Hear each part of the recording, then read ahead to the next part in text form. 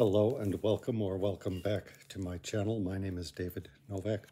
Mark at Book Time with Elvis has initiated a booktube event called the Summer of Sport, which a lot of booktubers seem to be participating in.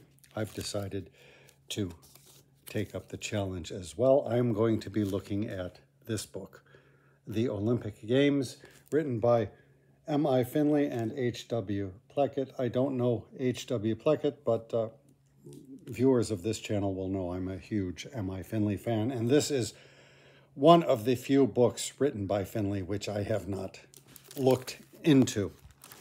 It looks like it may have been written for children, but I thought I would take up the opportunity to just round out my reading of Moses Finley. Let me give you a little portion of this book. Let me read you the introduction. The first modern Olympic Games in Athens in 1896 were inspired, as the name indicates, by the ancient games held every 4 years in a rather pastoral, wholly non-urban setting at Olympia in western Greece. In this book, we have tried to give a rounded picture of the ancient games in the course of their 1,000-year history, the site, the contests, the athletes and spectators, the politics and the ideals. Although we have abstained from drawing many comparisons and certainly from pointing to lessons, the interests of the modern reader and the experience of the modern Olympics have always been in view. We have therefore not merely described and reported in text and illustrations.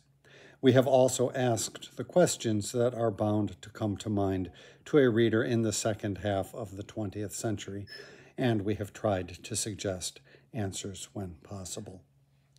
The original evidence about the Olympic Games, as about games in general in the ancient world, is fragmentary and widely scattered. Some of it is literary, some archaeological and epigraphical. No one can claim to have examined every scrap, but we have personally studied a large proportion, and we have tried not to overlook any important ancient document or modern discussion. We take full scholarly responsibility for what we have written, although we have only exceptionally indicated a source. So there will not be the in detail scholarly apparatus that one might like, but regardless, I have implicit trust in M.I. Finley, so I'm not worried about it. I don't do a lot of reading about sports, but when I was a lad, I read a lot, relatively speaking, of little books about sports figures such as Babe Ruth and Lou Gehrig, Johnny Bench, and so forth. So this will be kind of a return to that, but also, as I say, rounding out my window upon ancient Greece through M.I. Finley. Thank you for stopping by my channel.